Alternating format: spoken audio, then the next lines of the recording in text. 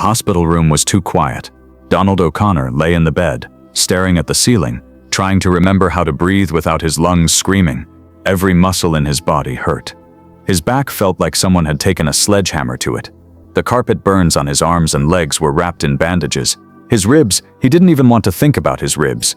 The doctor had been clear. 3 days minimum bed rest. Your body is in shock. Donald had nodded, said thank you, waited until the doctor left. Then he had asked the nurse, "What time is it?" 2 in the afternoon. "Why?" "I need to call the studio." "Mr. O'Connor, you are not going anywhere for at least—" "I need to call them now."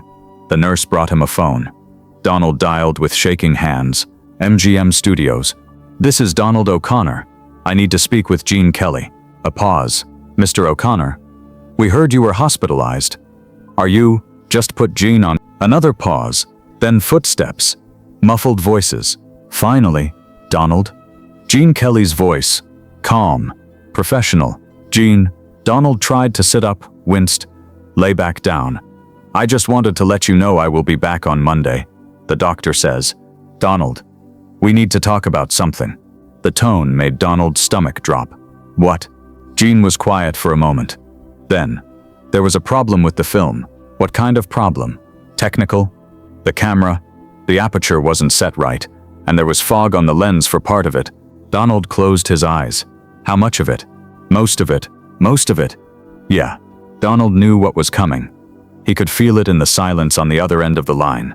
"Gene, do you think you could do that number again?" The room tilted.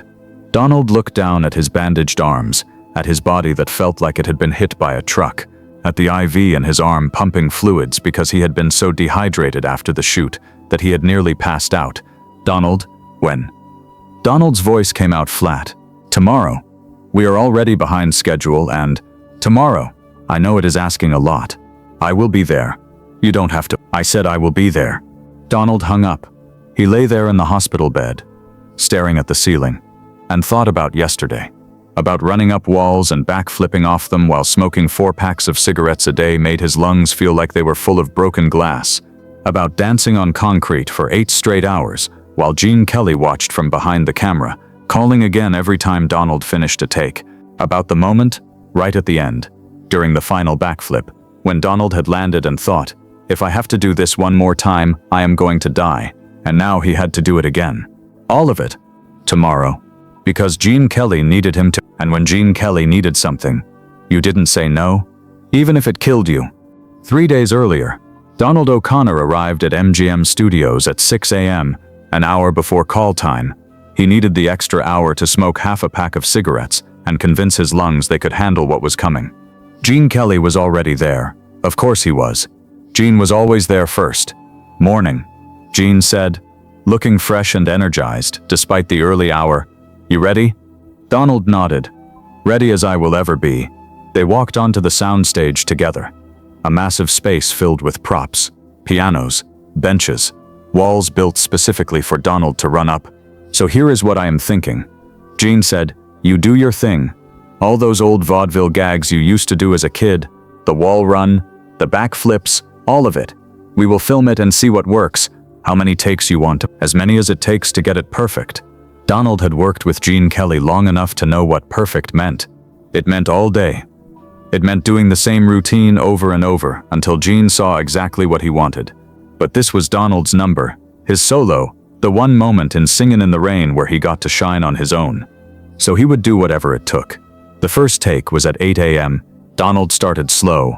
Piano gags, face work, the easy stuff. Then he built faster, higher, more physical. By take 5, he was running up walls. By take 10, he was doing backflips off them. Gene watched from behind the camera, silent, just watching. Cut. Gene finally said, "That was good, but I think you can go bigger on the backflip. Really commit to it."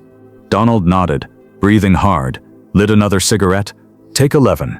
This time, Donald committed, ran full speed at the wall, planted his feet, pushed off, and flipped backward through the air. Landed hard on the concrete floor. His knees screamed, his back seized. But he stayed on his feet, finished the bit, held the pose. "Better," Gene said. But the landing was sloppy, again. Donald wanted to say, "I am landing on concrete. There is no clean landing on concrete." Instead, he said, "Got it. Take 12, take 13, take 14. By noon, Donald had done the full routine 20 times. His whole body was shaking. Sweat poured down his face. His cigarette breaks were getting longer because his hands wouldn't stop trembling. Lunch. Jean called. Back in an hour. Donald collapsed onto a chair. One of the assistants brought him water. "You okay?" she asked. "Fine." Donald lied. He wasn't fine. His body was shutting down. Every impact with the concrete floor had jarred his spine, his knees, his ankles. The carpet burns on his arms were starting to bleed through his shirt. But this was his number. His moment.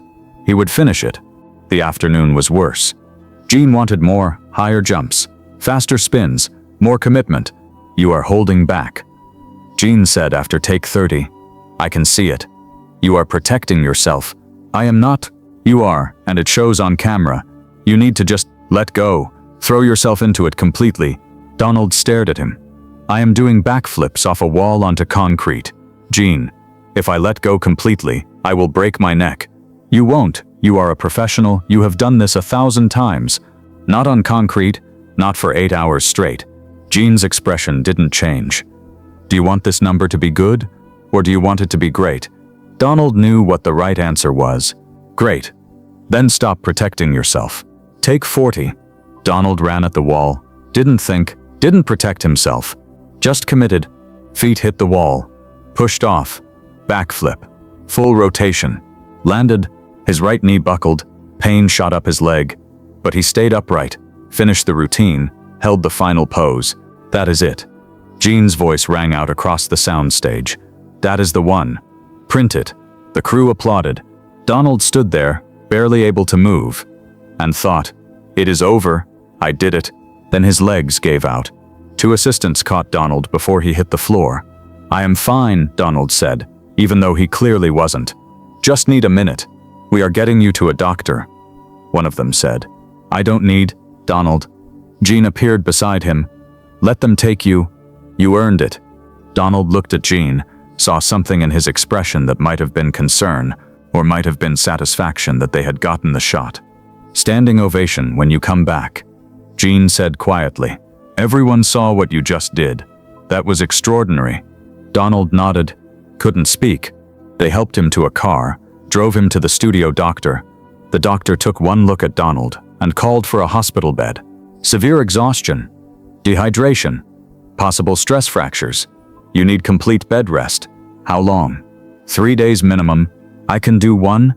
Mr. O'Connor, 1 day. I have to be back tomorrow." The doctor shook his head but didn't argue. In Hollywood, the show always came first. Even when the show was killing you. Donald spent that night in the hospital thinking about Gene Kelly, about the way Gene pushed everyone, himself included, past normal human limits. Gene had filmed his iconic Singin' in the Rain number with a 103-degree fever, had danced in a wool suit that shrunk from the water until it was cutting into his skin. Gene didn't believe in limitations, didn't accept excuses, and Donald had always admired that. About him, until now, lying in a hospital bed with his body broken, Donald wondered, when does perfectionism become cruelty? The next morning, the phone call came. Gene's voice, calm, professional. There was a problem with the film, and Donald knew, before Gene even said it, that he would have to do it all again. Donald O'Connor checked himself out of the hospital that afternoon, against medical advice, against every instinct in his body that was screaming for rest. He went home, took a handful of painkillers, smoked a pack of cigarettes, tried to sleep, couldn't. At 5 a.m., he got dressed, drove to MGM Studios. Gene was waiting. "You didn't have to come," Gene said. Donald stared at him. "Yes, I did. If you are not up for it, I am up for it." Gene studied him. "This is important to you. This is my number. Gene, if we are going to do it, we are going to do it right." Something shifted in Gene's expression. "Respect. Maybe. Okay." Gene said, "Let's make it perfect." When Donald arrived on set that second morning, the crew went silent. Everyone had heard what happened, how he had collapsed, how the doctor had ordered bed rest, And here he was, 24 hours later, ready to do it all again. One of the camera operators approached him. "Donald, you don't have to, I know. Gene would understand if you needed more time." Donald looked across the soundstage. Gene was checking the camera setup, completely focused. "No," Donald said quietly. "He wouldn't." The operator followed his gaze. "He is a hard man. He is a perfectionist. There is a difference." "Is there?" Donald didn't answer. He walked to the center of the soundstage, stood in his starting position. Gene looked up. Their eyes met. For a moment, neither spoke. Then Gene crossed the space between them, stopped a few feet away. "You sure about this?" Gene asked. "Are you?" Donald shot back. Gene almost smiled. "Fair point. Look, Gene, you want perfect. I want perfect. So let's stop dancing around it and just do the damn thing." Gene studied him for a long moment. "It is going to hurt. It already hurts. It is going to hurt worse." "I know." Gene nodded. Respect in his eyes now. "Okay, let's make it count." He turned to the crew. "Everybody ready? We are not stopping until we get this right." Donald took a breath, felt every muscle in his body protest. Then the music started, and Donald O'Connor became someone else entirely. The second shoot was worse than the first. Donald's body was already destroyed. Every movement hurt. The carpet burns had scabbed over and kept reopening. His knees felt like they were held together with string. But he did it anyway, take after take after take, running up walls with lungs full of cigarette smoke, backflipping onto concrete with knees that screamed every time he landed, pushing his body past every limit it had. Because Gene Kelly needed perfect, and Donald O'Connor didn't know how to give anything less. By take 20, Donald was moving on autopilot. His vision was blurring. His hands were shaking so badly he could barely hold his poses, but he kept going. Cut. Gene's voice.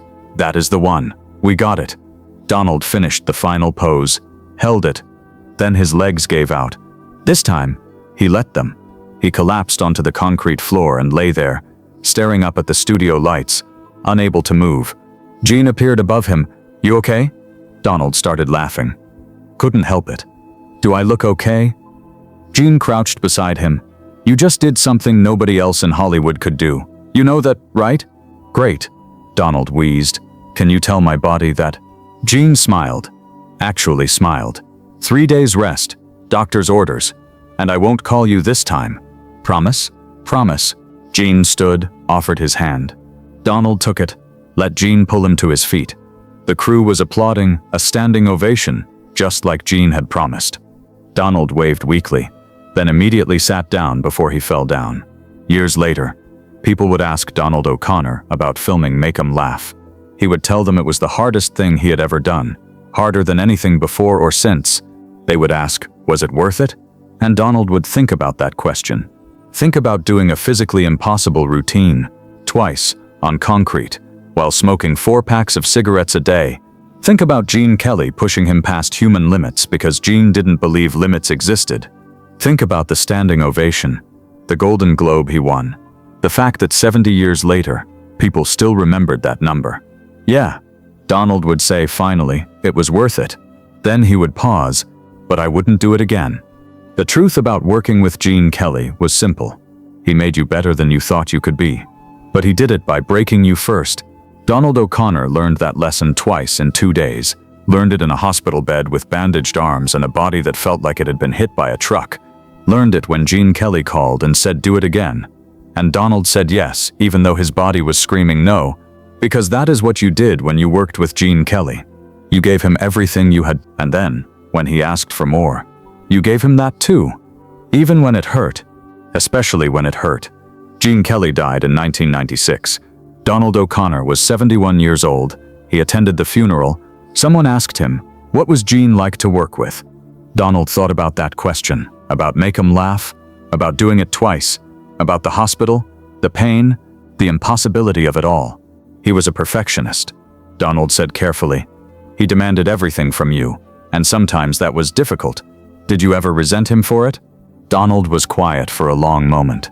No, he said finally, because he demanded just as much from himself. Maybe more. Gene never asked anyone to do something he wouldn't do himself. Even when it hurt, especially when it hurt. Donald O'Connor died in 2003 at the age of 78. His obituaries mentioned "Make 'em laugh" prominently. The legendary number, the backflips, the wall runs, the moment that defined his career. Nobody mentioned that he did it twice. Nobody mentioned the hospital stays, the carpet burns, the cigarettes, the concrete floor. They just saw the magic, a man making people laugh while his body was breaking. That is what movies do. They hide the pain and show you the dream. But Donald O'Connor never forgot the reality. Every time he watched "Make 'em Laugh" for the rest of his life, he didn't see a dance number. He saw a test of endurance. He saw Gene Kelly saying again. While Donald's body screamed, he saw himself choosing to do it anyway. Because that is what you did when you worked with Gene Kelly. You gave him perfect, no matter what it cost you.